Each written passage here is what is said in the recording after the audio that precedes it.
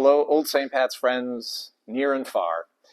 Just this past weekend, we celebrated a great member appreciation weekend. It started on Saturday with a boat tour on the Chicago River, and the celebration continued long after. Folks from the Old St. Pat's community here locally, and many of our live stream members who joined us intentionally for this weekend to come into town were with us, and it was just a real treat to meet them in person. Things continued on Sunday with a full day of activity here on the Old St. Pat's campus. And it was a wonderful opportunity simply to say thank you to you, to say thank you to the members of Old St. Pat's for all the ways that you breathe life into the mission of Old St. Patrick's.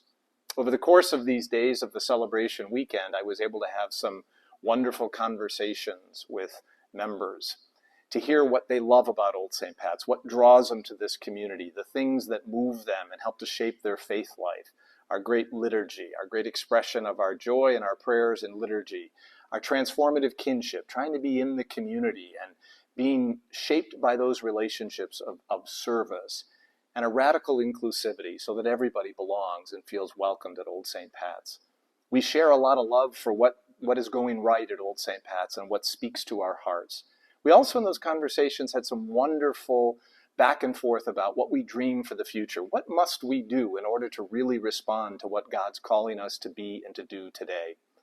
And I look forward in the weeks ahead and the months ahead to enter into a more concentrated strategic planning process for Old St. Pat's, to build on the graces that we've known so far and to imagine what's next for us, where God is calling us to be, what God is calling us to do, how we're called to be church today.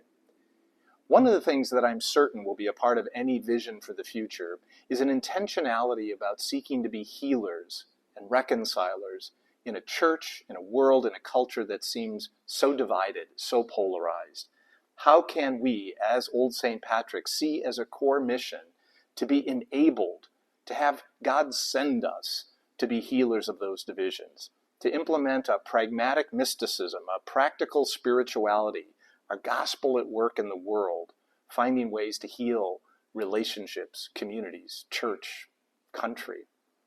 More about that in the days to come as we imagine and dream into that all together.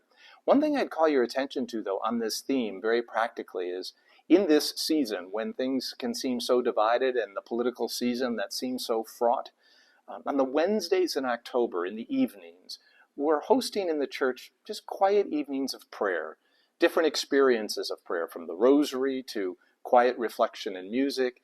Check out the bulletin and the website with more information there on every one of these evenings. We invite you to join us. Again, it's a very quiet, prayerful evening in the midst of the busyness, in the midst of all the noise in our world, to carve out that space in our holy space as we enter more deeply into this fall season. We're blessed to be church together. Thank you for being church together at Old St. Pat's. I'll see you in church. God bless.